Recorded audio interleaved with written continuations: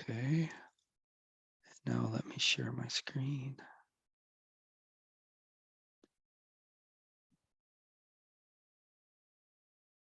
Okay, looks like that's all going. And let's get our PowerPoint up. I'm going to turn off all these pictures so I can see better. And now let me get this menu out of the way. There we go. Let's go from the beginning. Okay, looks like we're recording. Everything looks good. All right, here we go. Lecture number 1. So this is sysPhys, of course. It's week 1. It's the first lecture. It's Monday. It's the fall. It's not the fall. It's actually the winter of 2023. My name is pronounced Gillard, like the girl's name. Jill-erd, like hill, like her. Gillard, soft G. I am a full professor, and yeah. I am a chiropractor, by the way. I had a practice in San Jose for, geez, about 20 years or so. So I had a really big practice, had 4 associates working for me, had a staff of about 15 at one point. Kind of got burned out on it. Decided to take a run at medical school. So I got into medical school, and that was just pretty tough for, I think it was 48 at that time, and decided, well, I better go back into practice. And then I got a job at Palmer in the anatomy department because I was all smart on anatomy. I just had anatomy, and it just snowballed from there. Pretty soon I was just lecturing pretty much. And then everybody's heard Palmer closed down. So I was there at Palmer for 7 years, and Palmer's phasing out. So a spot opened up with you guys, and I jumped on that. And now I'm back in the anatomy department, teaching all kinds of labs there. And got the sysPhys class, and I got an embryology class as well. So that's my story in a nutshell. I do have some YouTube channels for this one. Professor Doug's lecture page actually has all my clinical pathology classes on it, like every single one of them. Let's see, what else was I teaching then? Cardiovascular pulmonary pathology, gastrointestinal pathology, endocrinology. I can't, what else? Dermatology. I have all those classes on there, which is a great prep for boards because all that stuff is on boards. And there's my big YouTube channel where I do a whole assortment of different things, including complicated cases. I still consult patients. I don't actively practice anymore, but I have a consulting business where I just help people decide whether or not they need spine surgery or not, or if they've had a failed spine surgery, then I help them figure out what to do next. That's a lot of fun. So that's my main kind of gig nowadays. So anyway, these are good resources. And here we go. So let's talk about eukaryotic cell physiology. Now, how I built this class pretty much from scratch last quarter. So it was a rough quarter last quarter. So I think I'm taking things a little bit slower this quarter, but I have tons of slides. Actually have about 500 extra slides I didn't even get to last quarter. But there are some books. And again, you don't need any books, I don't think, because I think my PowerPoint slides will explain everything pretty good. But here is one really nicely written book, Essentials of Medical Physiology. If you the type who just likes to read. Now you should understand the concept of board books. A lot of times I say that's a board question, or that comes from a board book. So if you're going to write a question and it's going to be on the boards, it has to come from one of these 3 books. Whenever you write a board question that students are going to be exposed to, we have to have a reference and even a page number of where that question comes. So if there's a dispute over the answer to that question, there's a source. And these are the physiology board books. There's Guyton, which some of you may have been exposed to that already. It's been around for a long time. Medical schools use it, chiropractic colleges use it. If you've ever tried to read Guyton, he's a terrible, terrible storyteller. He just doesn't tell a good story. It's really hard to read. It's got some great new research in it and such, but Ganong is another one. That's the oldest one. That's he's a much better storyteller. And then Bernie and Levy, another good storyteller, much better than Guyton. So these are books that where board questions will come from. And if you want to see where the board, what are these boards reference books, here's the link. You can Google National Board of Chiropractic Examiners, and you could go under test preparation, and you dig into that part 1 boards, and they have a list of all the reference books where all the board questions will come from. All right, so this sysPhys that we have today, so we're going to try to get it in as many body systems as we can.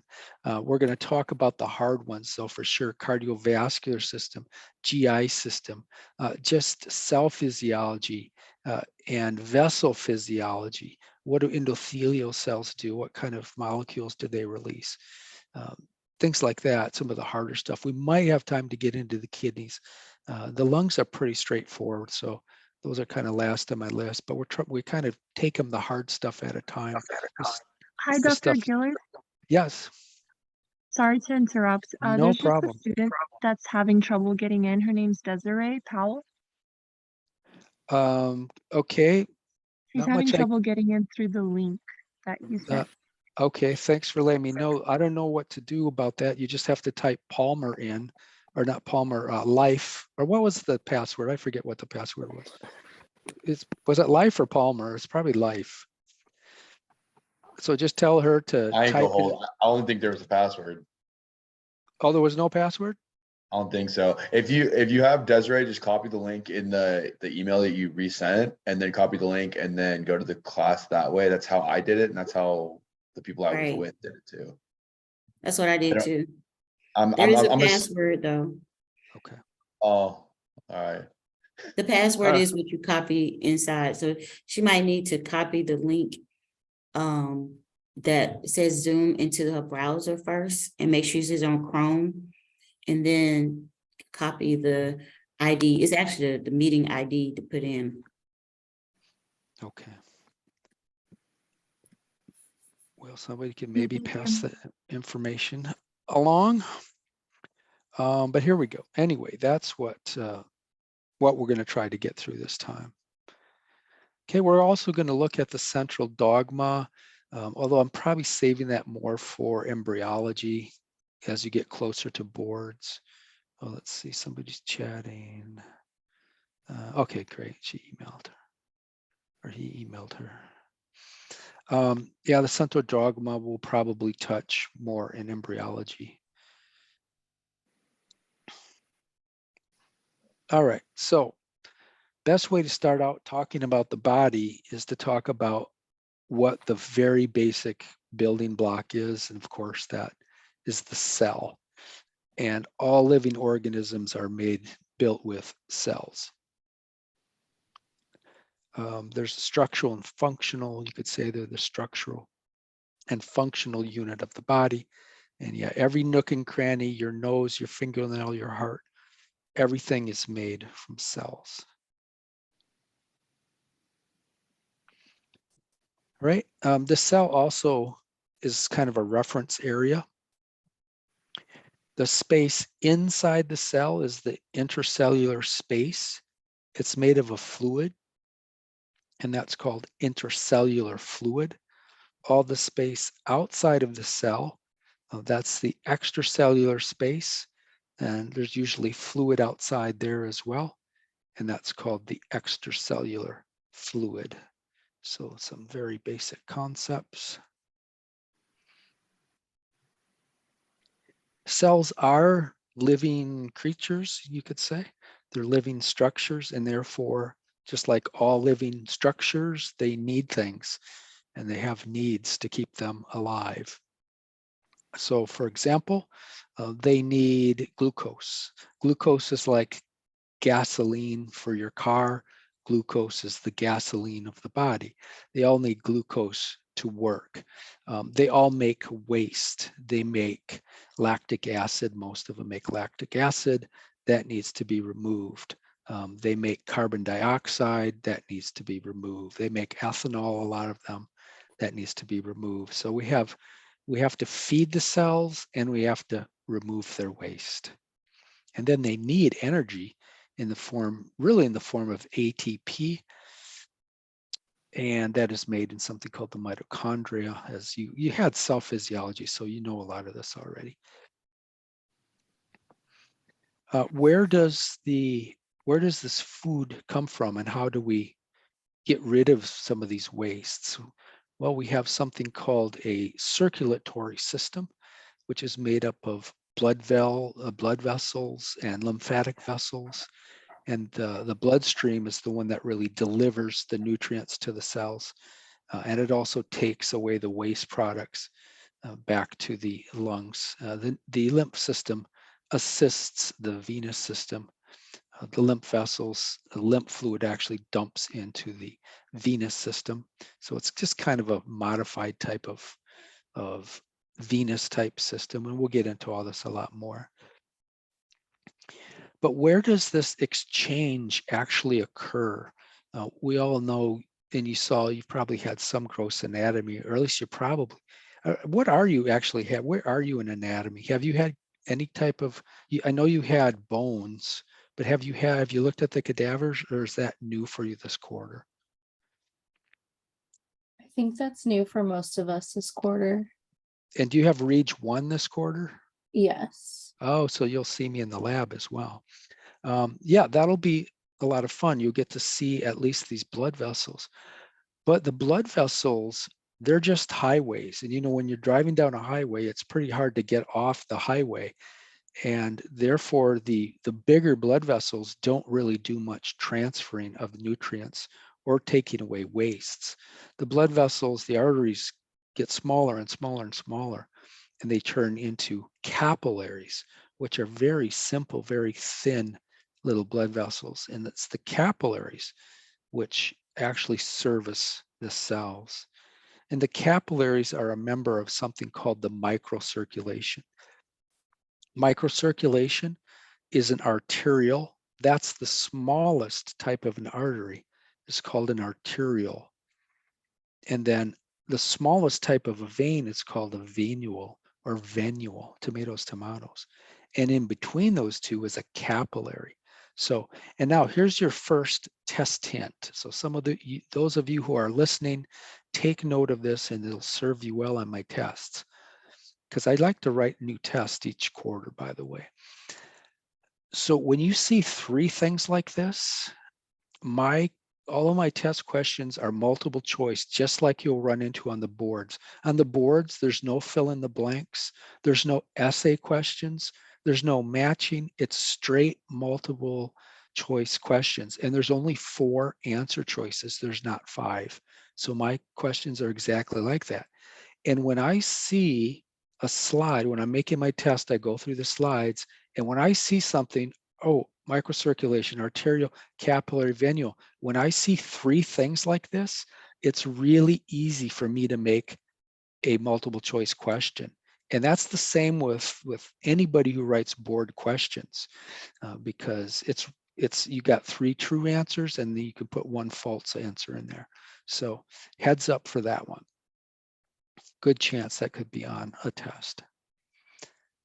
All right, so we're supposed to be talking about the cell, but now we're going to fall into one of my famous rabbit holes. So here we go into a really long rabbit hole, kind of to remember the circulatory system. And last quarter, I assumed you guys, in first quarter, I assumed you already had all this stuff in anatomy. I didn't realize you didn't start anatomy until second quarter, like the gross anatomy. So this might be new for some of you. But here's the setup in this little cartoon. So we have a big artery here. It goes into a smaller arteriole here. Some even have a smaller form of tube called a metarterial.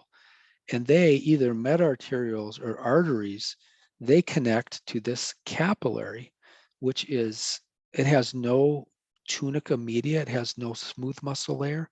All of these veins, or these arteries, and all of these veins, they have a thick middle layer made up of muscle, so they can contract and relax. Not true of the capillaries. There's no middle layer here. But this is the microcirculation. We have an arterial, capillary, and then a venule right here. Okay, what is it? So the circulatory system, it's like a bunch of roads and streets, and they get smaller and smaller. Like this is maybe your thoracic aorta, and it down here, maybe that's your renal artery. They get smaller and smaller and smaller. And again, their job is to deliver service the cells of the body, which means deliver oxygen to the cells, certain hormones like insulin we're going to look at, nitrogen, all kinds of stuff that cells need, cholesterol, cells need cholesterol to stay alive, and then remove things like CO2, lactic acid, maybe some ethanol in some types of cells. The circulatory system also helps with immunosurveillance. Some of these cars, maybe these are monocytes, part of the white blood cells, and they're patrolling, looking for bugs that have gotten into the blood, like bacteria or viruses. And if they run into a bug, they will latch onto that bug and sound the alarms, release cytokines, and call in the troops, so to speak. So they're kind of patrols, or immunosurveillance means they're like patrols. So the blood helps kind of watch for things like that. Okay, you can break the circulatory system down into two divisions. There's the cardiovascular system and there's the lymphatic system. So let's look at cardiovascular system first. Has four components. So it has a pulmonary system, or a pulmonary loop. AKAs are going to drive you crazy. They drive me crazy, but pulmonary circuit, they all mean the same thing. This is basically the blood vessels that go from the heart through the lungs and back to the heart. It's a very short little loop. Then there's the bigger systemic loop, or systemic system. And then there's the pumps. We need something to pump this blood around the body. Everybody is familiar with the heart. That's the main pump. But how do you get blood out of your feet and out of your calves and your legs? There's no heart down there, but there kind of is a heart down there. In the soleus muscle, there is a venous system inside the soleus muscle that collects blood. And when you contract the soleus muscle, it squirts that blood upward. And that's considered the calf muscle pump. And then we have the lungs, of course. So those are the keys components of this cardiovascular system. Here's a nice little diagram showing all that. Here's the heart, which we'll talk about in depth when the time comes. I talk a lot about the right heart versus the left heart. The right heart is the one that pumps blood to every nook and cranny of the body. The right heart has a really easy job. It just has to pump blood into the lungs, and then the blood comes back to the left heart. Let's see, what else do we need to say? There's the calf muscle pump down there. So pulmonary circuit, systemic circuit. Systemic circuit's huge though, isn't it? Go all the way down to your little toes, goes all the way up through your head and through your brain. That's why the left heart is so big and so powerful. When you get in, I think that's probably Reg 3 where we're going to see the heart, but look at that left ventricle. And it's powerful, just a powerful muscle compared to the right ventricle. It's a skinny little wimpy thing. It has no, I mean, it still has muscle, but it's not anything like this left side of the heart. Okay, just another little picture showing the major highways of what the heart has to do. Okay, kind of said this already. Microcirculation again is arterioles, capillaries, and venules. Hint, hint, hint. That's you need. If you don't know that, that's if you're a note card person, that's a great note card to make right there. And yep, and it's very important to know again that capillaries are the ones that basically service your cells or feed your cells and carry waste away. The arterioles and venules, they still have tunica media. They still have a muscular layer, so they're not very good at leaking, and they don't service the tissue, service the cells. It's the capillaries that do that. Now, this is a slide from Palmer. You can tell because I taught that for about 7 years. I taught those clinical pathology classes. So I built up these stars, and so I wouldn't pay too much attention to the stars. I used to say every time I wrote a test question, and when I was rewriting the test the next time, and I saw this, and I remembered, oh, I remember I had that question on the slide. I'd put a star on it. So if I get really excited about a topic, I start putting lots of stars on there. So what can you make of this slide with all these stars? Pretty important to know that these 3 things right here. And it's kind of a doubly important because it's that rule of 3s again. When I see 3 things on a slide, it's really easy to make a question out of that. So you should know the layers of a blood vessel. And those are the layers right there. We have the tunica intima, which is the innermost layer. This is the one that is in contact with the blood. Let's just look at this while we do this. So this is the tunica intima layer right here, meaning it's intimate with the blood. And we're going to talk, it's got some sublayers itself. It's got 2 kind of, or a connective tissue layer right here. But the star of the show are these things right here. And these are endothelial cells, and they secrete all sorts of stuff. We'll talk about the slippery 3, like prostacyclin, nitric oxide, von Willebrand factor. There's a lot of super important molecules secreted from these endothelial cells, but they're part of the tunica intima.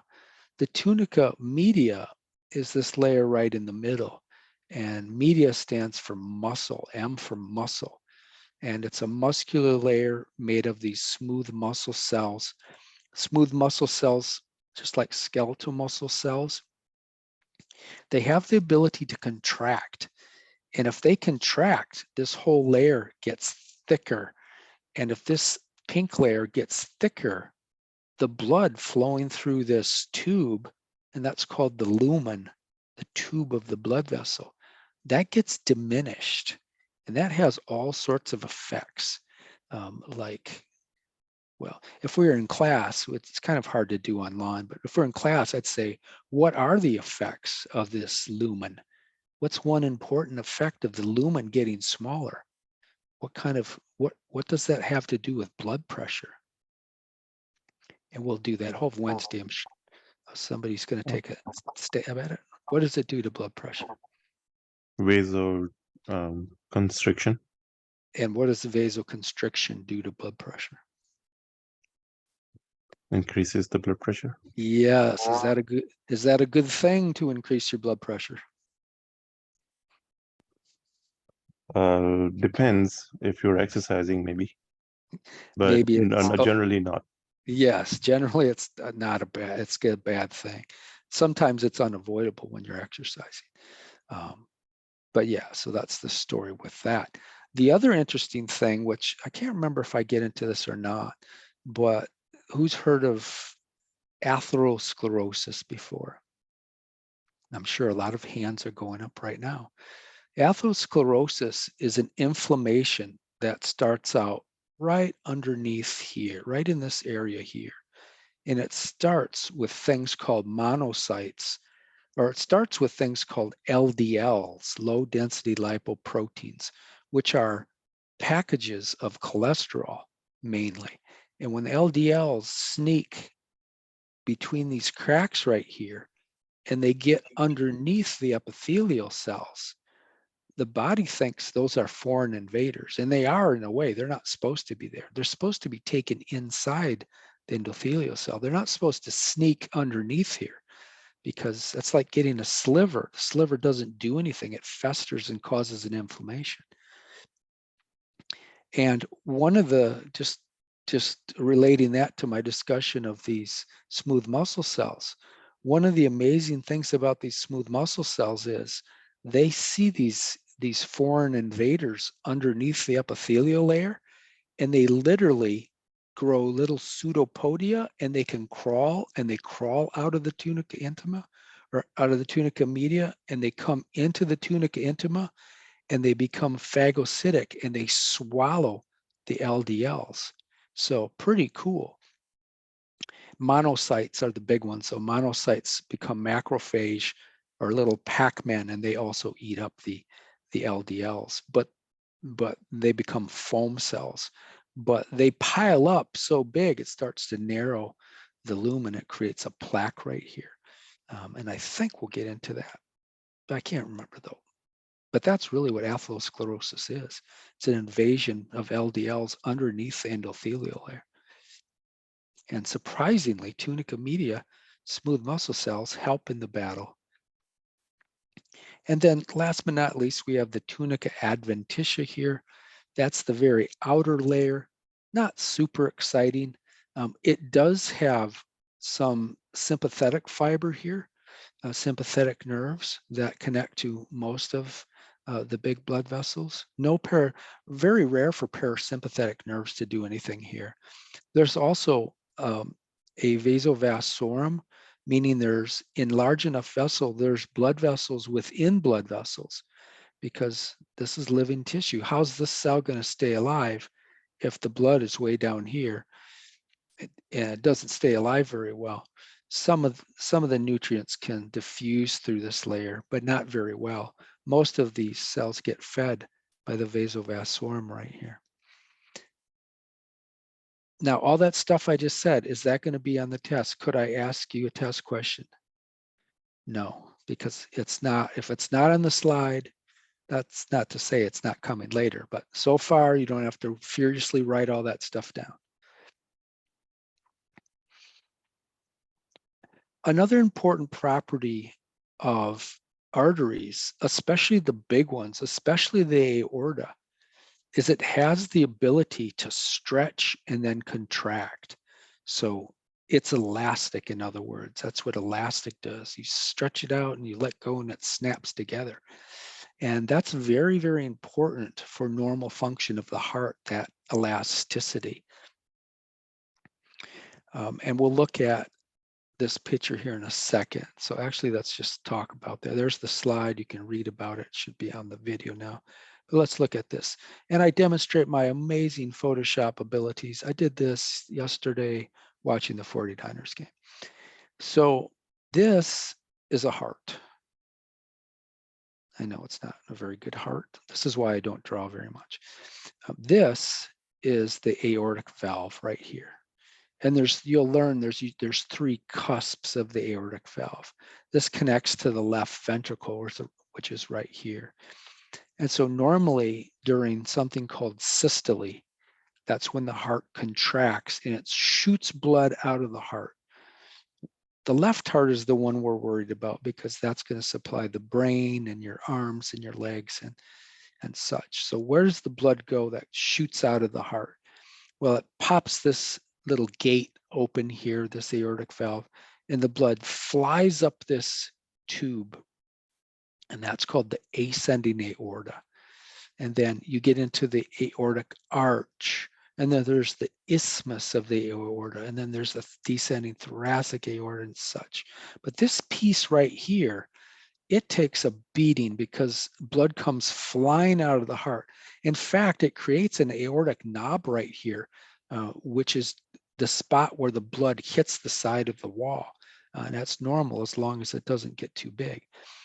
But what also happens, because of the high pressure flying out here, it stretches out. You can see the difference between these two. I guess I could have made it a little bigger, but it stretches this this ascending aorta out. And then we all know that after the heart goes lub, dub, lub, dub. Lub is systole, dub is diastole. And dub is actually the dub sound is made by this valve slamming shut. The question is, how does it slam shut? Is there like a little motor in here? How does it slam shut? And it's the elasticity that shuts it. So when systole occurs, the blood flies up the ascending aorta, but then the heart has to rest so it can refill. So when the heart rests, there's no more pressure, there's no more blood flying out of the heart. So the elasticity says, let's get back to the shape we're supposed to be in, and it contracts the ascending aorta, which is great because that keeps the blood flowing kind of downstream here.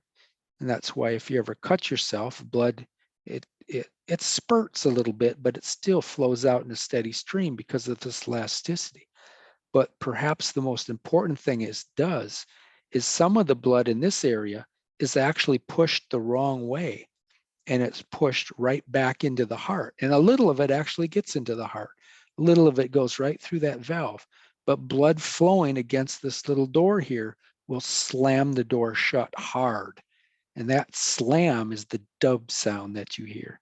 And that signifies the start of diastole. So that elasticity is really, really important. Also, if you think about pressure, if you shoot pressure out of here at 150 millimeters of mercury, 150 we'll call it, the stretching of the aorta is going to dissipate some of that force down to about 120 millimeters of mercury. So the stretch is also important, not only for backwashing blood into the left ventricle a little bit to the point it slams that valve shut, but also taking some of the high pressure out of that blast of blood that comes out of the heart. So now here's the question that I always ask. When you get old, you lose elasticity in all of your tissue. So an old person like me, my heart's not going to stretch like your heart is. What's that going to do to my blood pressure, you think? If you don't have the ability to absorb some of that blast of blood? Is it going to raise blood pressure or is it going to decrease blood pressure? And the answer is Is it decreased? going to increase the blood pressure. Good. Is that what you said? I think that's what you said. So awesome, right? Because there's no mechanism to kind of take the bite out of that big blast of blood. So that full 150 millimeters, my blood pressure's not that high. My blood pressure's not bad actually for a 60-year-old guy. But when I'm 80, blood pressure is going to raise. Systole steadily raises the older you get. Why does it steadily raise? One of the reasons is you lose elasticity in the aorta here, the ascending aorta. Can you order a test to see the ascending aorta? Yeah, most states you can. Depends. In California, you can. Chiropractors are primary healthcare providers in California. So you can order anything you want. You can order something called a CT angiogram. Usually the vascular surgeon will do that. But they put contrast into your vein and they know the timing of the contrast and they start taking a CT. And when that contrast, which shows white under CT, when that comes through the heart, it lights everything up. And you can actually see the ascending aorta right here. You can see these little sinuses and you can see them right there. Looking for aneurysms. Everything looks okay on this one. All right. Arterioles, let's talk about them. So those are the last branches we said of the arterial system. Arterioles feed capillaries. Now there's a caveat to that. In some tissues of the body, there's one level smaller called a metarteriole, which we'll look at here in a second. But for general purposes, arterioles are the last smallest branch of the artery system. Venules are the smallest branch of the venous system. They are a member of the microcirculation because you made a note card of that. Arterioles, their claim to fame is they have the thickest tunica media. They have more smooth muscle than any other vessel, even the giant aorta, pound for pound, that is. I mean, the aorta has more, but in proportion wise, they're a very muscular little beast. They're so muscular that they can almost completely pinch off blood flow to the capillaries. And some of them, if they're under 5 millimeters in size, they can do that. So the bottom line is they have an amazing ability to regulate the flow of blood through a capillary. So here's a arteriole right here. Here's a venule right here. So blood comes through the capillary. The capillary is attached in this case to an arteriole here. If this pressure is too high inside the capillary, this arteriole will close so the pressure is just right. These capillaries are very, very finicky to the amount of pressure that they have to have, and the body will go to great lengths to make sure that the proper pressure gradient is set up in these capillaries, and that's controlled by the lumen of this tube opening and closing. So that's an important concept. Okay, so the lumen of these arterioles, say the lumen size, also controls the resistance to the heart. So let's go back to this picture. So if we have a heart, I could draw right here. I do have my drawing tools. I don't have my drawing tools. But if we had a heart here pushing blood through this tube, and now there was a problem with the capillaries where they were getting too much blood, and the body closed the lumen here, so not as much blood would flow through here to restore the pressure. This closed tube is going to have an effect on the heart, right? The heart would have to pump harder to push blood through a closed tube. And it also would do what to your pressure? It would raise the pressure up.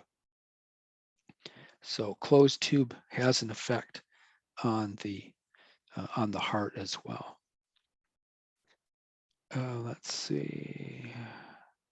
I went to the wrong picture, didn't I? Let's make sure we get all these. Got that one. Yep. So lumen size controls the resistance that the heart must overcome. The more narrow the pipe is, the lumen is, the greater the resistance is to push blood through that tube. Therefore, it's tougher for the heart. The increased resistance of the tubes increases the work that the heart must do to properly perfuse the body. So some fun facts right here.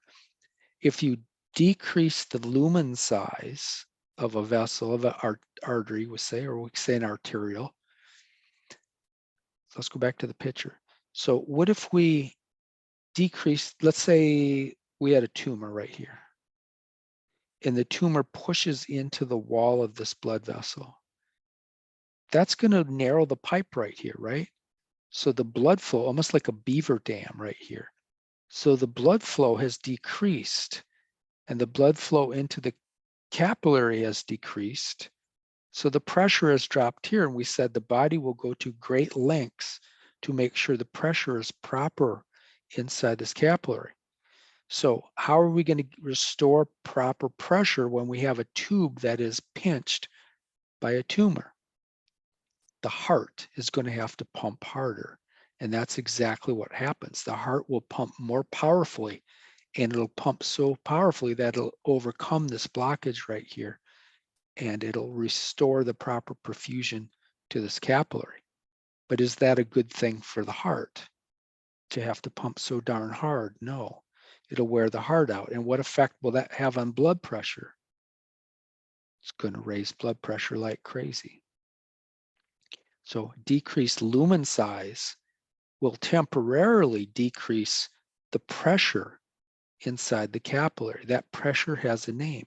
Here's a note card word. That's called hydrostatic pressure. Okay, and temporarily means it's not going to stay like that very long because the heart is going to beat harder to fix that problem. So by beating harder, that's going to increase the pressure throughout that part of the pipe. Really, it'll increase the pressure everywhere because the heart can't just pump harder to one pipe. The blood comes out of the heart in only one pipe, which goes to every artery of the body. So all the pressure is going to rise up. Okay, and that will restore the capillary pressure. So that's an important little thing to understand. Decreased lumen size drops the pressure inside the capillary. We won't worry about the mechanism right now. Sympathetics is one of the mechanisms, but to restore the pressure inside this capillary, you have to increase the heart rate and the force of contraction that will increase the pressure because the heart is pumping blood harder to push through that blockage. That's going to restore capillary pressure. Then we have vice versa. What if you increase the lumen size? That's going to decrease the blood pressure. More blood will flow, and that increases the hydrostatic pressure going into the capillary. Sometimes that's hard to overcome. And if you have too much pressure going into the capillary, it's going to push too much blood fluid into the capillary or into the interstitium, into the cells, and you're going to have swelling. And don't worry if you didn't understand that, because we're going to go into what I just said in depth so you understand swelling. Boards love swelling. Okay. And that's just a review thing. The I mentioned the interstitium. That word is coming. So here's the capillaries. Here's a lymph capillary. We'll look at that more in a minute. But here's the little cells. So this is happening everywhere in your body. On the tip of your nose, if you go in with an electron microscope or even just a powerful light microscope, you can see capillaries and you can see these cells. Cells are always bicapillary. Cells are never out by themselves in most tissues of the body. The cells, they just don't float around here. They sit in a substance. It's mostly water. And this gel-like substance that these cells sit in, that's called the interstitium. And that's a really important word to know, the interstitium. And hopefully you know that by now, but if you don't, the interstitium is where your cells are sitting right now. The interstitium is where oxygen has to pass through to get into the cell to feed it right here. And if the cell releases CO2, the CO2 has to diffuse through the interstitium and get back into the capillary system and get to the lungs and get rejected. But all of the feeding and wastes, they have to move through this watery stuff called an interstitium. Here's another fact to know. These capillaries, or there's no blood vessels that go into a cell. The cells aren't directly connected to these capillaries. All the nutrients and waste, they have to swim a little bit to get to the cell. And that's not really swim, right? It's diffuse. They have to diffuse a little to get into the cell. And the waste products have to diffuse a little to get out of the cell. And we'll look at the forces here in a minute that kind of dictate this swimming. So very important concept, this interstitium. Another important concept, and I assume you know this, but if this is a river of blood flowing right toward us, kind of coming out of your screen right at you, an important concept is this is upstream and this is downstream. If we use this blue kayak as a reference point, this orange kayak is downstream to the blue kayak. You could also say that this orange kayak is more distal to the blue kayak. This other kayak up here, I can't tell, looks might be orange again. But if this is the reference point, this kayak is upstream or proximal to this blue reference point right here. This blue reference point could be a atherosclerotic plaque in your artery, or it could be a cancerous tumor growing inside the artery. So we have to have a way to describe things. All right, so assume that you know that stuff. If not, make a note card of this, because I'm going to talk about that just like the interstitium, and just assume that you know that stuff. Okay, let's see, what else did I say here? Blood flow volume through these capillaries is controlled by, we already said that, the upstream arterial, the diameter of that arterial. If it's open really big, you're going to have more blood flow into the capillary. If it's more narrow, you're going to have less blood flow into the capillary. And again, super important concept for feeding cells and removing their waste are these capillaries. Now, there are some little details we need to look at. Let me just jump ahead to this picture. We'll go back to that. So the capillaries, they don't directly, well, they connect. Here's an arterial, and here's a capillary connected directly to the arterial, but there is a little gate right here. Oops, where'd it go? And that's called a precapillary sphincter, because this is a really important concept. You have capillaries all over in your body. Here's the one in the tip of your nose right here, but you have them in the tip of your big toe. They're in your stomach. They're everywhere. They're in your heart. We can't have all these capillaries open. We can't have blood flowing through these all the time. All the capillaries cannot be open in every nook and cranny of your body. If that were to happen right now, you would all hit the floor and you wouldn't be alive much longer, because your blood pressure would drop too low. So these capillaries are mostly closed, and they kind of take turns opening. If this tissue, and the cells aren't drawn here, but just remember there's cells, like that other picture, there's cells all over here. Once blood has flown through and these cells have been serviced, these sphincters will close and they'll pinch off the blood flow through this capillary because it's not needed anymore. And maybe it won't come on. If you're exercising, if you're your biceps, you're doing curls or something, maybe it's open all the time. But most of your muscles and fat tissue, and they're not open all the time. They only open when waste products build, and the waste products stimulate these sphincters to open. And it's still a little controversial, this exact mechanism, how this works. But key point, note card point is, all these capillaries are not open all the time. A lot of times they're closed. They only open to service the cells, to service their cells, and then they close again. Because if you open all these and you have blood flowing through all of this extra mileage of capillaries, your blood pressure is going to drop like crazy.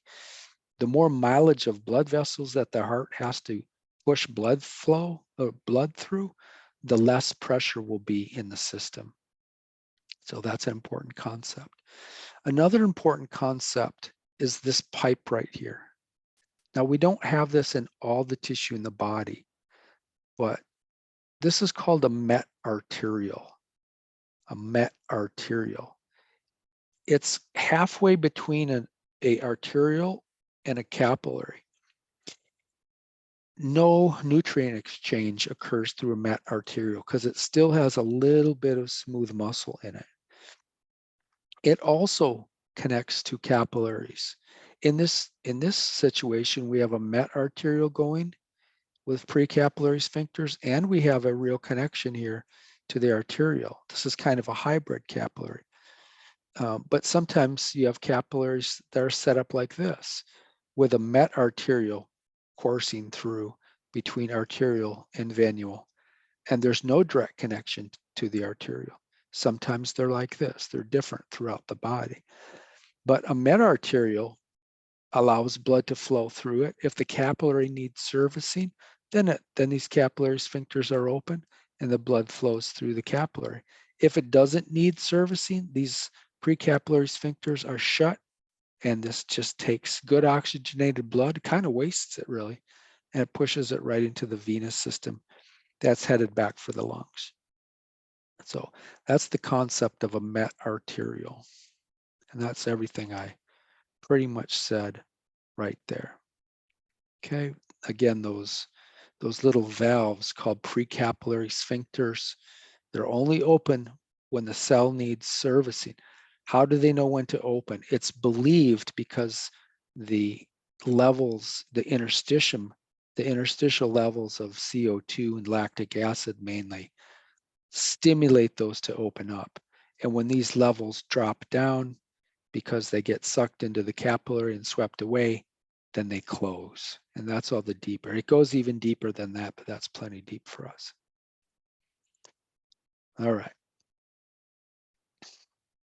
Let's look at the different types of capillaries. Now, normally we'd take a walk around break at this time, but probably just go right through this just to keep this tape from being 2 hours long. So feel free to take a break if you need to. Any questions? though? I will take let me get a little water too. Any questions out there? Are we good as possible?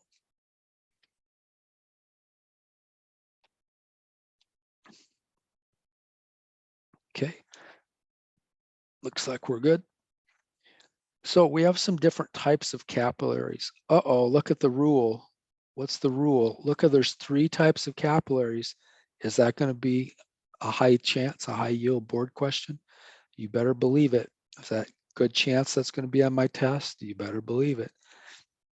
3 types of capillaries: continuous, fenestrated, discontinuous, AKA sinusoidal. These things are leaky ships here. These things are not so leaky. So capillaries are basically categorized by their ability to leak. Continuous capillaries, they don't leak very much. In your brain, a lot of these are up in your brain, where it's tough to get things in and out of capillaries. Fenestrated are medium leaky. Discontinuous are like leaky sieves. They just leak like crazy. But capillaries, they're the barrier between that interstitium we talked about. That's where the cells live in the interstitium, and the blood. Here they are again. Continuous capillary, fenestrated capillary, super leaky, discontinuous capillary, also known as sinusoidal capillary. So let's look at these. Lots of stars on this slide. You definitely need to know where these capillaries live. Okay, high yield board stuff right there. Continuous capillaries, they live in fat, muscle, and in the brain, in the nervous system. They don't leak very much. Just look at them. Picture blood flowing through this tube. You can't picture it kind of leaking through here to service anything. Remember, these are capillaries.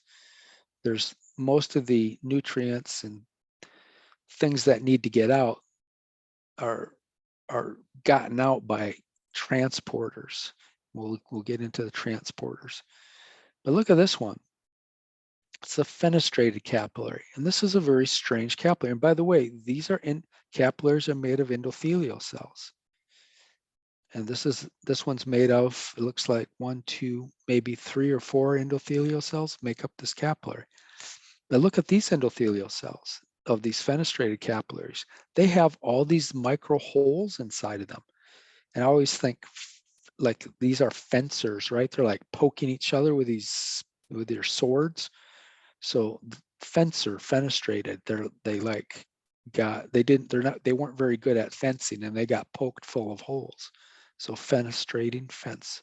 poke through of holes. So these are pretty leaky, but at least the sides of the endothelial cells are pretty tightly put together here compared to this thing.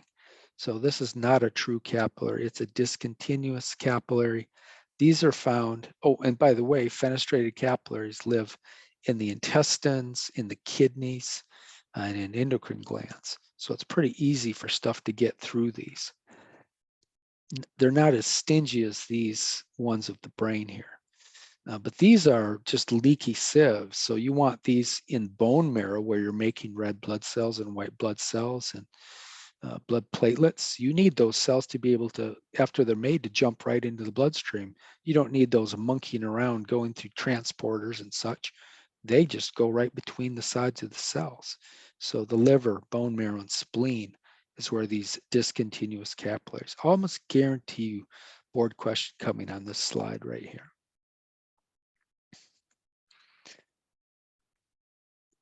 We said this already, why are capillaries leaky? Because they don't have that thick middle layer. They have no tunica media. So it's pretty easy for wastes to pass through the capillaries or through the endothelial cells of those capillaries or between the adjacent endothelial cells.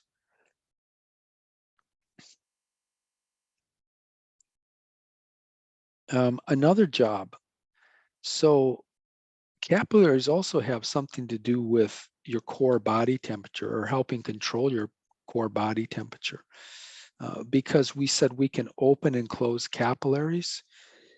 If you're freezing to death and your core is starting to cool, and when I say core, that means your heart, your lungs, your liver, I could have put in there, your kidneys, your brain. That's all the stuff you need to stay alive. That's your core. You don't want that to start getting overly heated or overly cooled. That's got to stay at a specific temperature. And so you can help regulate the core temperature by opening and closing the capillaries that are just beneath the skin, or they're actually in the skin. What is the skin? Did you guys had histology, I think. The skin, for chiropractors, the skin is the epidermis and the dermis. There's 3 layers, right? There's a hypodermis. For chiropractors, that's not part of the skin. The skin, because chiropractic boards use June Kira as the board book, and June Kira says the skin is the epidermis and dermis.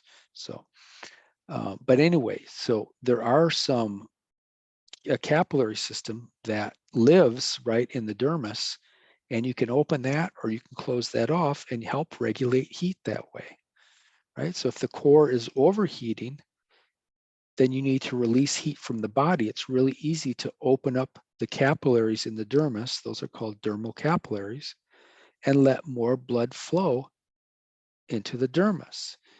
And the blood carries heat with it, and heat will be sucked out of the skin because hopefully the environment is cooler outside.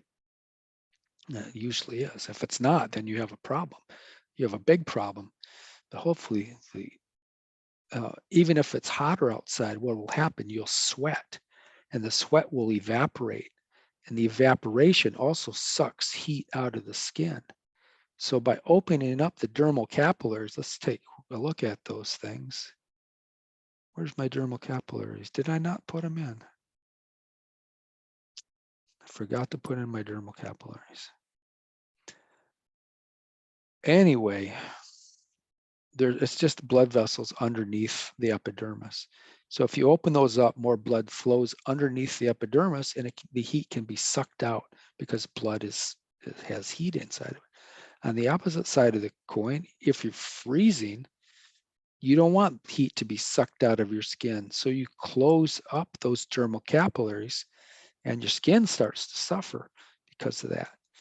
But who cares about your skin when you're more worried about staying alive? So if you shut all the blood flow off to the skin, then you keep more blood flow for the core organs, and that'll keep that hotter up to a certain point.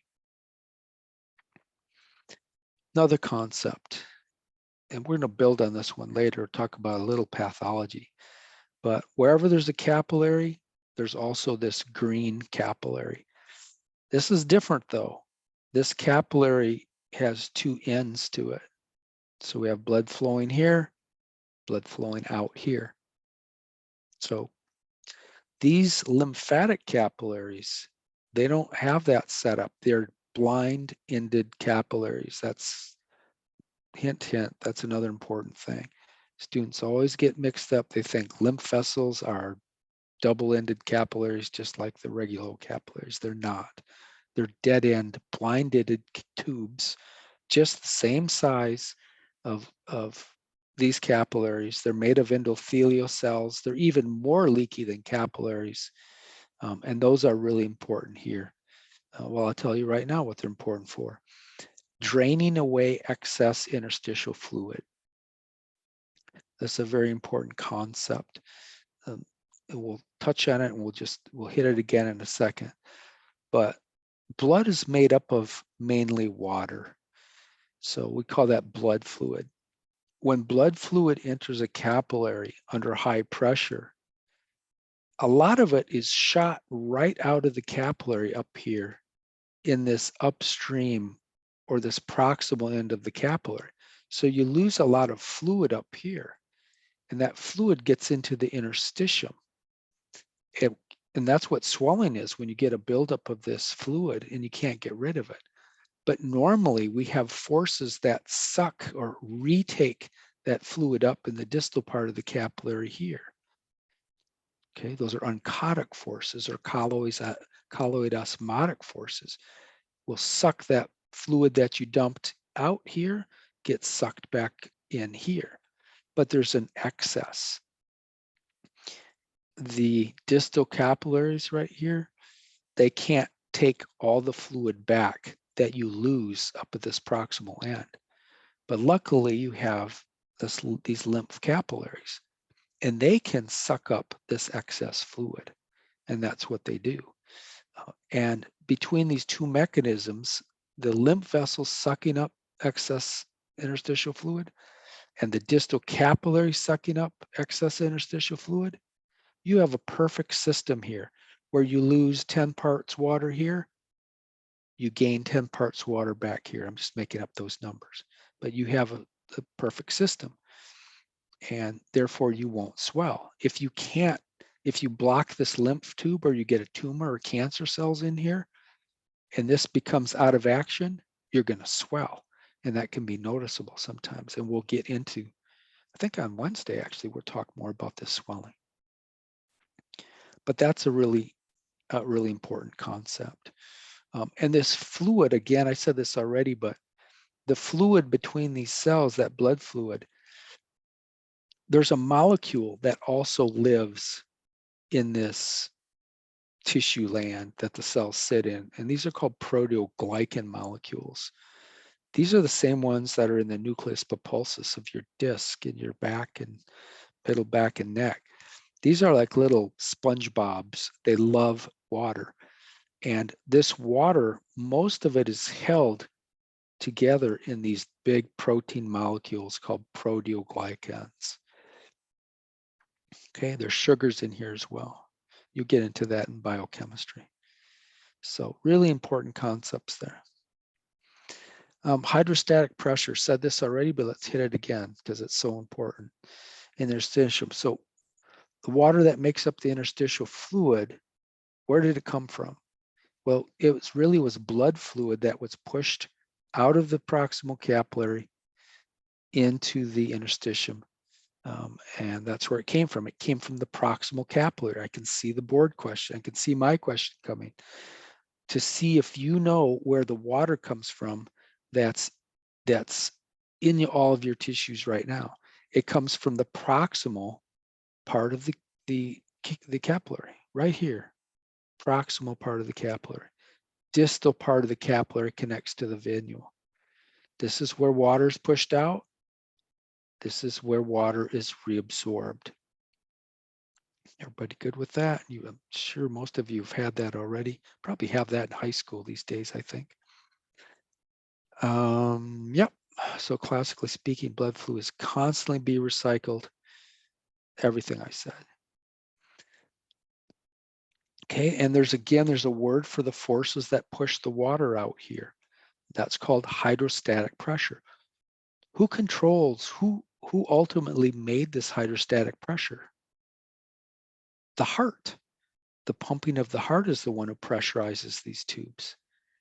Okay, and the forces that return the water here, that's called oncotic pressure or colloid osmotic pressure. And we'll get into this more on Wednesday too. But see if anybody's still awake out there. What is the main thing that creates this oncotic pressure?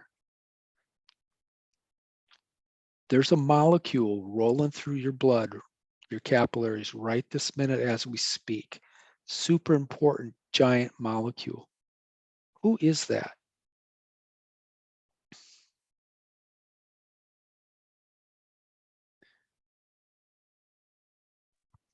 The It looks like proto something molecule that you were talking about earlier. proteoglycan, nice try, but no. Starts with an A. The liver makes it.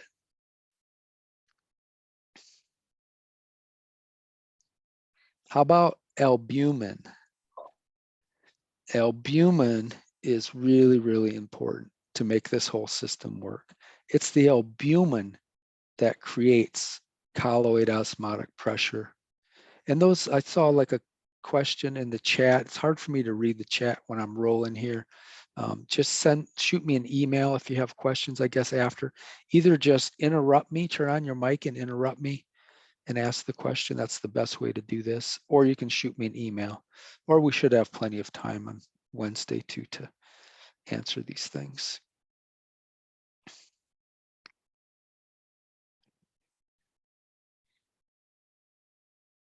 Oh, you have no mic, okay.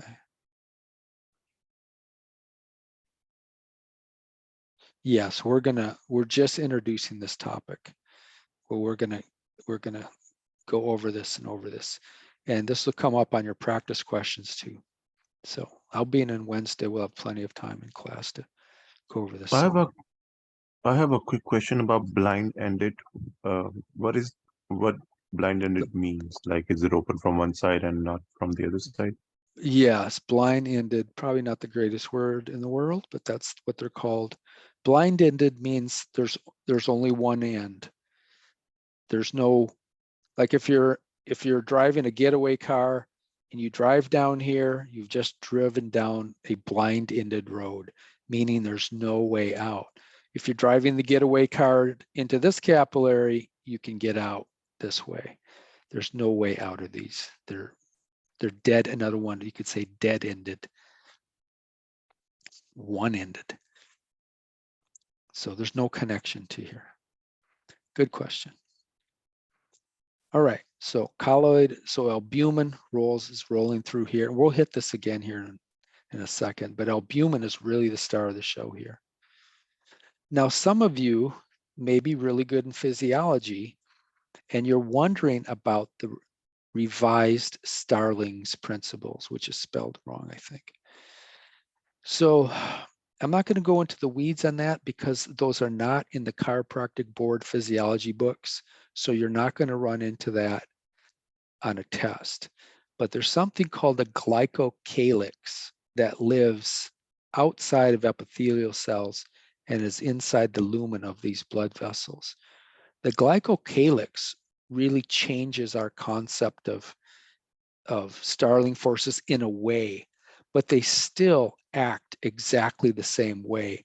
Fluid is driven out through a glycocalyx here in the proximal part of the arterial, and it's still returned in the distal part of the capillary. The only thing is it goes through a glycocalyx.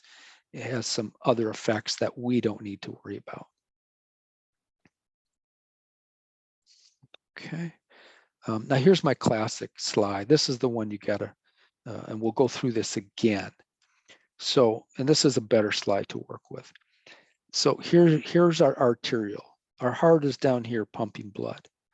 So blood is coming in. We said the arterial can adjust the lumen size to control blood flowing through our really simple capillary. When blood enters the proximal part of this capillary, its average measurement is about 30 millimeters of mercury. So that's fairly high pressure. The important principle to know is that the pressure drops as you go from the start of this capillary to the time you get down here. We're not 100% sure why it drops, but one of the theories is that the tube is actually a little bit bigger here. That's a little bit smaller here. And as the tube gets bigger, the pressure drops. But it's not important why for us. The key point is when blood enters the first part of this capillary, the proximal capillary, it's about 30 millimeters of mercury. As you go through the tube, it steadily drops and drops and drops. By the time the pressure gets over to here, you're at 10 millimeters of mercury. So you've lost a significant amount, more than half. Okay, that's why we don't have enough power to push fluid and glucose and other things that need pushing. No pushing is occurring here. All the pushing is occurring here, pushing of molecules out. If the pressure is too high, you can even push red blood cells out through here. But pushing out of glucose, of blood fluid, of sodium, of whatever, it all occurs right here because the pressure is higher. But we do have another force that's always going on because we have these molecules of albumin. I should have got my drawing tools out. But picture a marble right here, another marble right here. You have these marbles rolling through the tube. They're always the same size. They're always inside the tube. And these marbles, you can think of them like the moon. The moon has a gravitational pull. And think of it like that. The albumin has a gravitational pull on this fluid, but it's maybe 15 millimeters of mercury. It's not strong enough to overcome the 30 millimeters of pushing force. The pulling force of albumin is like 15 millimeters. It's not enough. But the key is that 15 millimeters is always the same. It doesn't dissipate as you go through the tube. The hydrostatic pressure, we said, drops all the way down to 10. And here's the key. When you get down to the distal part of the capillary, the hydrostatic pressure, this is going to be less than that of the oncotic pressure at this point. Oncotic pressure is 15, hydrostatic pressure is now 10. So this sucking force right here in yellow is going to now overcome the pushing force. And so you're going to get fluid return. CO2 is going to be sucked up here. Lactic acid, hydrogen ion, things are going to be sucked up here because the current is going more this way. Okay, and that's the best way. I mean, we can get into osmosis and things like that, where there's less big proteins in the interstitium. There's more big proteins here. Fluid always moves from lower concentration to higher concentration. I mean, it's not really gravity that's creating the suction force. It's just an imbalance of proteins that's causing this what I call the gravitational force. Okay, bottom line, strong pressure pushing out in the first part of the capillary, not so strong pressure trying to suck in. So this wins. Pushing force wins over the pulling force. Not true when you get down here because the pushing force has petered out. Pulling force remains the same. And now you can start sucking up stuff right here. Okay, so super important concept. And that sucking force is called oncotic pressure or colloid osmotic pressure. Those are AKAs. That both of those you have to know. The pushing force, there's only one, hydrostatic pressure. Okay, so really important concept. And if you don't get that, make sure you talk to me on the breaks on Wednesday. And then we'll have plenty of time. This 3-hour class, we're going to be sitting around the last hour just doing our questions. We have plenty of time to ask questions and talk to me. Okay, everybody good with that? As good as possible? All right.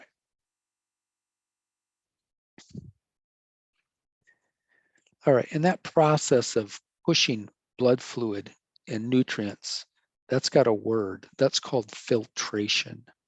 Filtration is the process of pushing fluids across the capillary membrane. And again, nutrients and blood fluid are always pushed out in the proximal capillary. How are they pushed? Via hydrostatic pressure.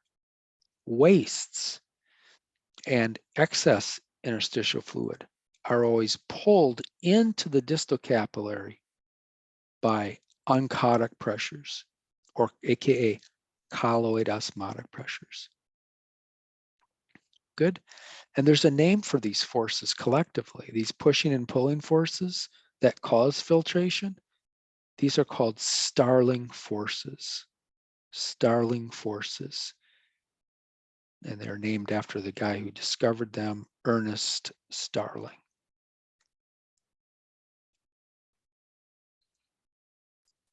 Okay, some fun facts about this interstitial fluid. It's almost all water, 99% water. There's other molecules like proteoglycans in there as well. There's some collagen in there, some elastic fibers floating around, but it's mainly water. Very similar to the nucleus pulposus of a disc. There is 1% free water that doesn't get stuck to these proteoglycan molecules. And those have a name. That 1% free water is called a rivulet. Rivulet. People with swelling, when we talk about swelling, they may go up to 30–40% of rivulets of free water. Free water causes something called pitting edema. Another concept we said already, capillaries don't directly connect to cells. Even though I'm warning you that's going to be on the test, and even though I'm going to say about 15% of you are going to get this question wrong, you're still going to get this question wrong. Don't get it wrong. Capillaries don't directly, meaning they don't plug into cells. They're near cells, but they don't connect to cells. There's that stuff in between cells and capillaries, and that stuff is the interstitial fluid. Kind of said that already. Okay, now it's going to go a little faster. So venules are down here. Not much to say about them. They don't have as much smooth muscle. Remember we said their arterioles are muscular little beasts, and they have so much muscle they can almost completely close. These also have muscle, but not quite as much muscle. But they still have enough muscle to pinch this tube shut, which will offer some resistance to the blood coming out here, and you could get a backup of blood that way. Okay, they dump into larger veins, and the veins get bigger and bigger until you get into a vena cava system, and that dumps into the heart. They do help with controlling blood pressure, but not as much as arterioles do.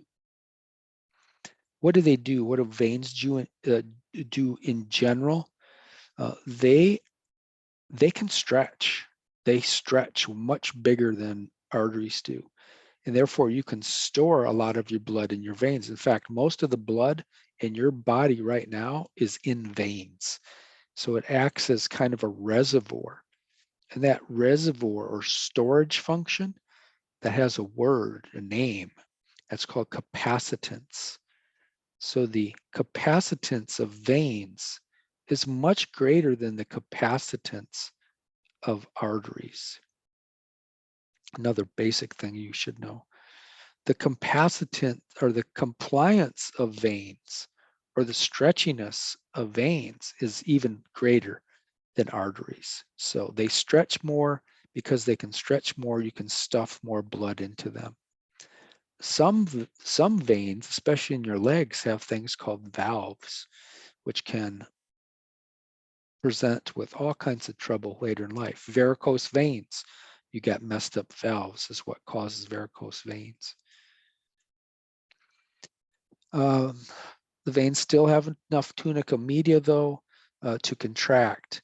And if a sympathetic event occurs, like a tiger jumps out of the bushes and scares you, and you get a big rush of sympathetic flow through your body, it will contract these veins and it will squirt a whole bunch of blood into your heart.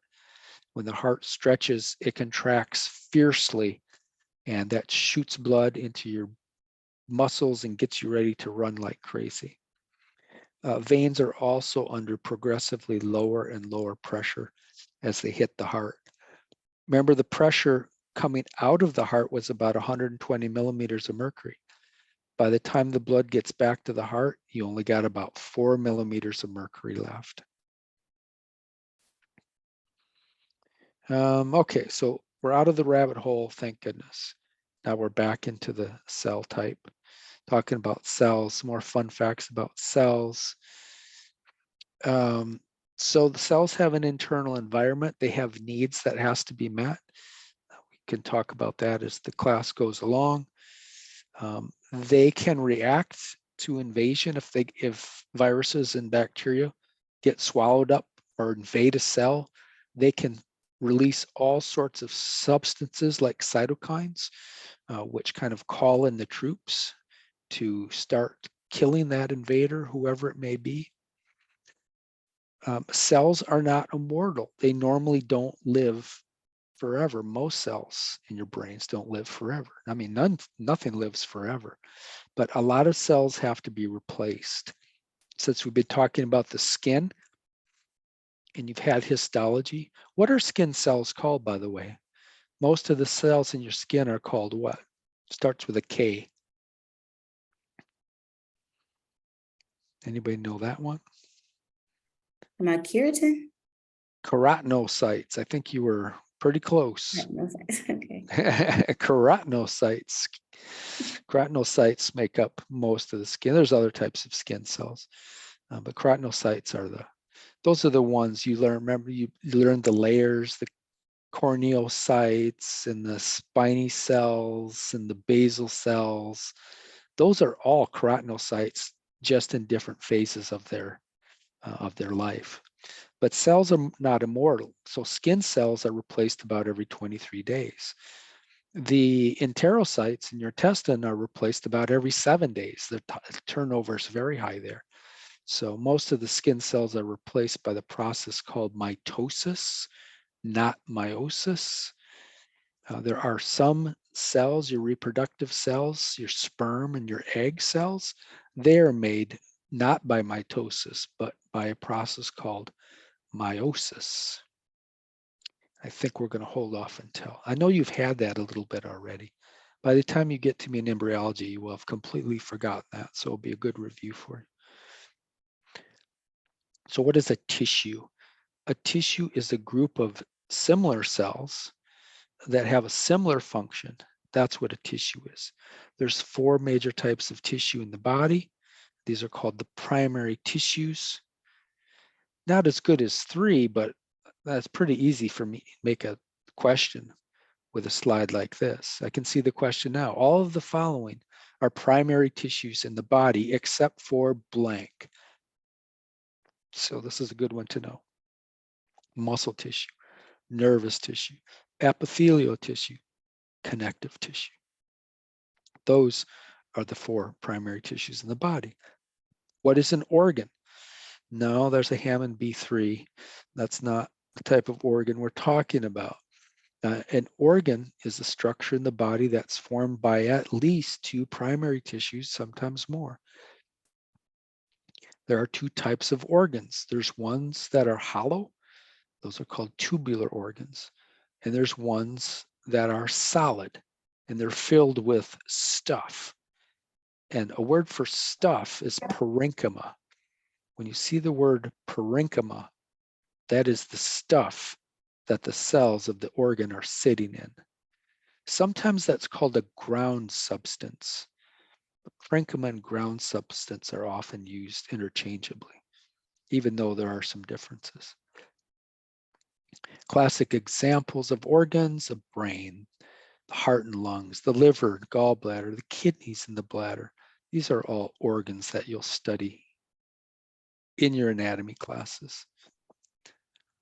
What is a system or an organ system? A system is a group of organs that work together to carry out a specific body function. So system, group of organs. Some classic examples of these systems that we're going to study: digestive system, cardiovascular system, kind of looking at that now a little bit, respiratory system, reproductive system, endocrine system, all examples. You should know the members of this. I think I put that on last test. Who's the members of the endocrine system? Hypothalamus, pituitary, adrenal gland. Oh, that's the HPA axis. You've heard of that, haven't you? Hypothalamic pituitary adrenal axis. Stress can mess up this. We might even get into that more. Didn't do much endocrinology last time. I might get into that a little more, since that's so heavily hit on boards. Thyroid gland, gonads. What is gonads anyway? Gonads. What's a gonadal vein? You'll look at that in Reach 3. Gonadal, what does that mean? Well, when you don't know the sex of a cadaver and you're looking at a blood vessel, you can use the word gonadal. It means it's either testicular vein or artery or an ovarian vein or artery, but you're not sure because you can't see the sex. So it's kind of a unisex gonadal veins. More systems: musculoskeletal system, you'll become experts in that. Nervous system, you will become experts in that, or you'll try to become experts. Very complicated. So really easy cell stuff here. You've had all this. Cell has two basic parts. It has a cell body, has a cell membrane. If you could only pick two parts, that's how you could break it up.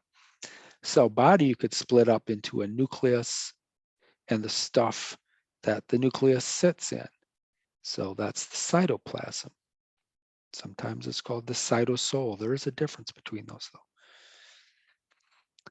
You could also say that there's three structural categories that make up a cell. So cell membrane, that's the ring phospholipid bilayer that surrounds the cell. Then there's the stuff, the parenchyma of the cell, if you will. There's the cytoplasm, and then there's the nucleus of the cell. Let's look at some of these more closely. Start the cell membrane. Should all be reviewed for you. Cell membrane is a phospholipid bilayer, because we're going to look at these phospholipids here in a second. Cell membrane, some AKAs. Oh, look, there's three things here. Cell membrane, plasma membrane, plasmolemma. Plasmolemma you might not know, but that's an AKA for the cell membrane. It's a very complex structure. We have whole classes devoted to the cell membrane. It surrounds the cell body, surrounds the nucleus. Oops. It's super thin. Would I ever ask you how the cell membrane is this thick? I would never make you memorize numbers. Not even these numbers. You should have an idea though. It's made up of mostly protein. I could say a question like that. It's mostly protein, lipids close behind, carbohydrates, a little bit of carbohydrates. Oh, look, there's three things though. So that would be an easy. Cell membrane is made up of all of the following structures except blank: proteins, lipids, carbohydrates, and I could make some weird name up. Kryptonite, how's that? Function of the cell membrane, well, it definitely protects, tries to keep bugs from invading the cell. Who cares about the cell? What's so important about your cell anyway? Well, that's where your DNA is, right? That's the future. Future of everything is that DNA. You got to protect that DNA in the nucleus. You got to protect those genes. It's the gatekeeper, confers selective permeability. So the cell membrane through transporters, lets some molecules in, some molecules it keeps out. It has an absorptive function, excretory function, gas exchange, kind of gives the cell a little shape. It helps maintain the shape and size of the cell. The fluid mosaic model you should know about. This was, I remember this back when I was in school. The fluid mosaic model was relatively new, but it's still holding up today. They used to think that the cell membrane was non-movable and just a static sandwich of lipids, but that is not true. The fluid mosaic model shows that all of these things are moving. This peripheral protein can be floating this way. This integral protein can be floating this way. These phospholipids could be floating this way and floating this way. This whole thing is moving. It's like a live structure. It's not a solid stuck in one place structure. And that's the fluid mosaic model. All of the components are freely movable. So what is the cell membrane made of? Phospholipids. It's a phospholipid bilayer. So we got to do a little biochemistry. Got to help out the biochemistry t-shirt. So this is a phospholipid, but for us right now, I don't want you to know the whole structure of it, but I do want you to know which side is polar and which side is not polar. So remember, polar means it loves water. Water will stick to this. It loves to, water is its buddy. Non-polar hates water. It's hydrophobic, means it hates water. Hydrophilic means it loves water. So the hydrophilic heads of these phospholipid molecules are very hydrophilic. They love water. Is that an error there? Hydrophobic tail. That should be oh, that's right. That's right. Lecture's too long. My brain's starting to turn off already. All right. Why does it form like this? Why does it form? Why is it how come the polar heads are on the outside and on the inside while these tails are in the middle? Because these tails, those are made of what? What are these? What are They're those called? fat soluble, so it doesn't allow the passage of certain molecules to enter the cell. That is true as well. And these are called what? It's two little legs here. Those are fatty acids. Fatty acid tail. Yep, fatty acid tails. And those are made of just carbon and hydrogen. Carbon, hydrogen. There's no superpolar oxygen molecules or sulfur or nitrogen molecules. These molecules love grabbing onto water. The head is made of phosphate. It's got nitrogen up here in this amine alcohol as well, this choline molecule. So the superpolar hates water, the oxygen, H2O. The two oxygens don't mix with carbon and hydrogen. They love to go with other oxygens. And so they like to be together. So the non-polar tails here like to hook up and talk and conjugate and do whatever they want to do. And the hydrophilic heads right here, or the polar heads, well, water is outside, the extracellular fluid is out here. So there's the water molecules. So they want to be hanging out with other water molecules. Same thing intracellularly, a lot of water inside the cell. Intracellular fluid is almost all water. So that's why they go this way. This head doesn't want to be next to this tail. They repel each other. Okay. And just another, remember the cell, this is the phospholipid bilayer. You know, we always see it, this little linear thing. Just remember, this is a ball we're talking about, but there's water inside the cell, water outside the cell. So these polar heads will be facing polar water molecules. Let's see, phospholipid bilayer, cholesterol. Let's not forget our friend cholesterol. Cholesterol actually helps stabilize the phospholipid bilayer a little bit. because cholesterol hates water. It's almost all carbon and hydrogen, so it hates water. Super nonpolar, it loves other super nonpolar stuff like the fatty acid tail. So cholesterol is often found bound inside the lipid bilayer to give it a little bit of stability. And we thought cholesterol was bad all the time. It's not bad. We need cholesterol for normal body functions. We just don't need cholesterol getting underneath the endothelial cells. That causes trouble. That's atherosclerosis. There are proteins. The cell membrane has some proteins. Let's take a look at them. On the top of the cell, we can have them. Those are called peripheral membrane proteins.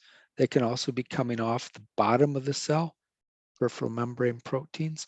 Some proteins run like some protein channels. They run right through the cell, completely through the phospholipid bilayer. Those are called integral proteins. So proteins everywhere. Okay, that's enough for your brains. Here is the first bird of the day.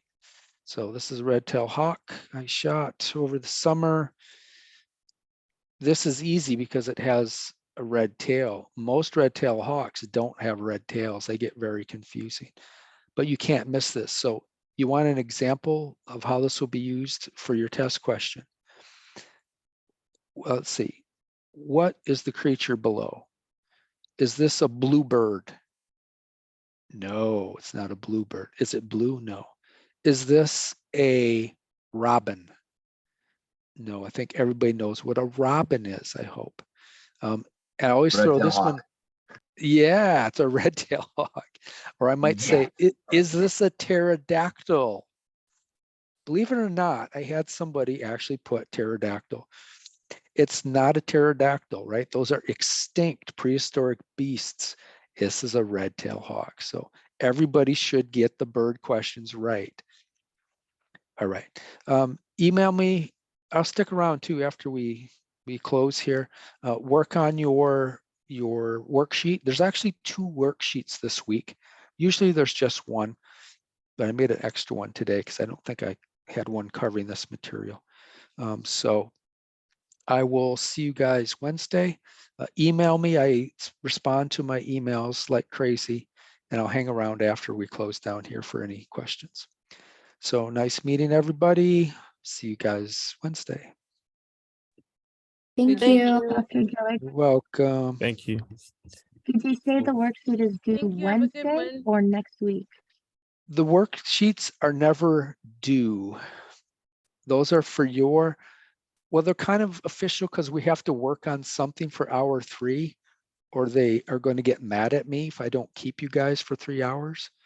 But I'm not, if you don't do them, I'm not going to penalize you for them. But you should do them because some of the questions from the test are on that worksheet and they'll help you study. And I will release the answers usually at the end of the week. Okay, thank you. Uh-huh.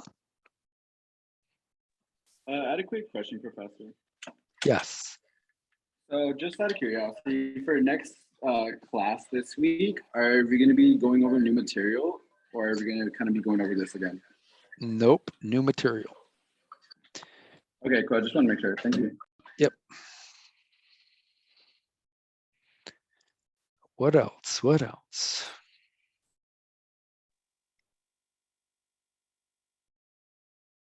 I just wanted to say thanks for the class. I'm really hyped to hear about all the birds you shot. Awesome. I like that. That's your version of extra credit. It's very fun. Yeah, I'll see you learn something useful, right? At least Yeah. in physiology. I'm a big bird guy, so that's right there. That's Well, are you from California? I'm not. Oh, you're not. You're in the birding capital of the world. I know. I love it Okay. here. Yeah. Someone in the chat has a question about slide 32. Slide 32. Let's see. Okay, let me share my screen. Am I sharing still? Slide 32. Slide 32. Okay, let me see if I can see the chat. Question slide 32, please. Go ahead. What's the question?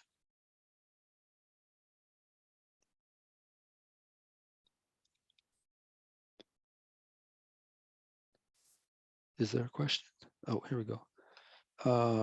Right picture blue stated to be meta-arterial, but left red top portion is meta-arterial. Right picture blue. Yeah, this is all meta-arterial coming through here. It's all one tube. See, I whited these out because the author, they called these through-fare channels, which I'm not going to get into this time, but that wasn't correct. Meta-arterial runs all the way through. Through-fare channel is a tube running between the arterial and venule all by itself. It does not connect to the capillary. So this author made a mistake there. But this is the meta-arterial, this whole thing right here. Was that the question?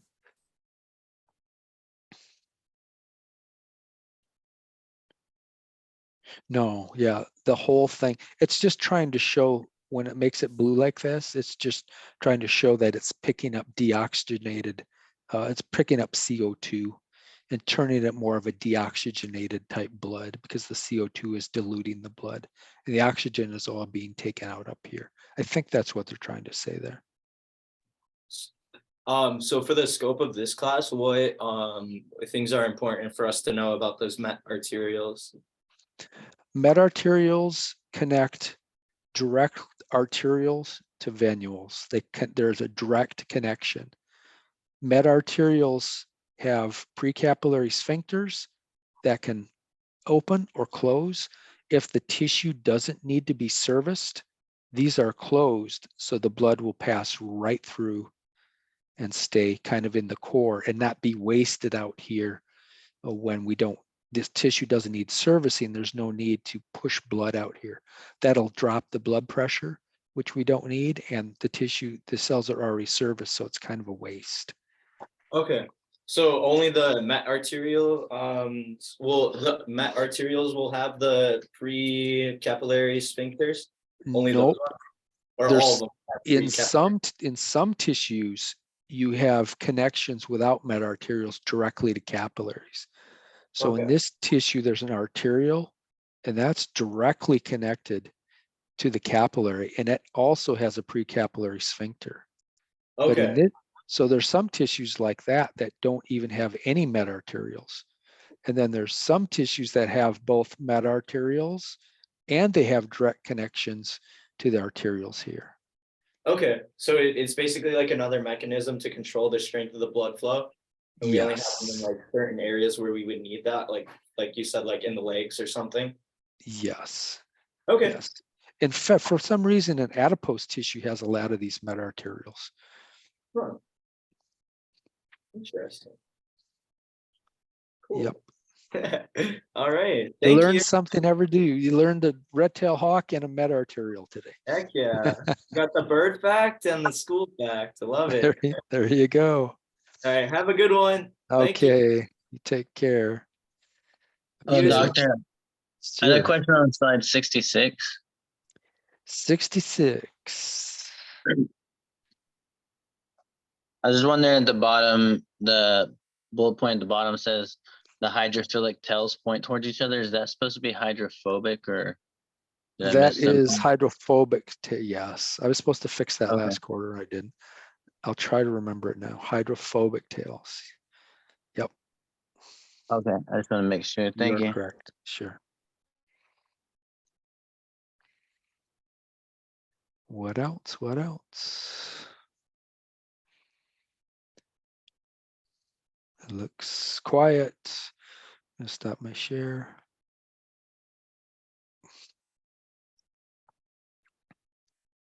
No other questions? Everybody's good? Another question. You said Another question. there would be 2 worksheets. Is it just one for today and then the next one is on Wednesday? Yeah, I'll put the other one out on Wednesday. Okay, thank you. Uh-huh.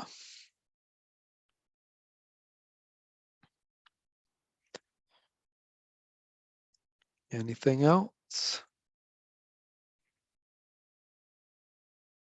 All right, so I'm gonna shut down the shop. If you think of something, send me an email. If not, I'll probably see some of you roaming around in anatomy. If not, I'll see you guys on Wednesday. All right, see you guys later. Bye. Bye-bye.